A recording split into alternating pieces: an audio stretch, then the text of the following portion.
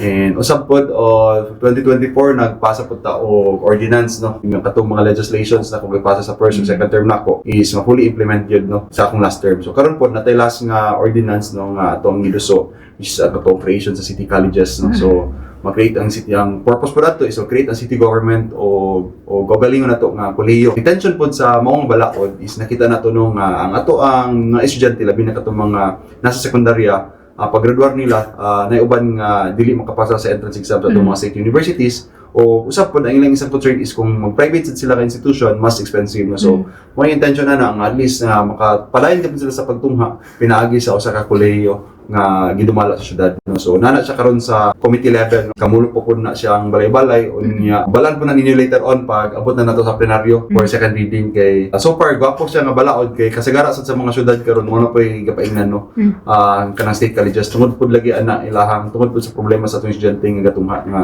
tungod ang capacity sa atong state colleges limited lang. No? So, hopefully nga madusok na nga mga balaod.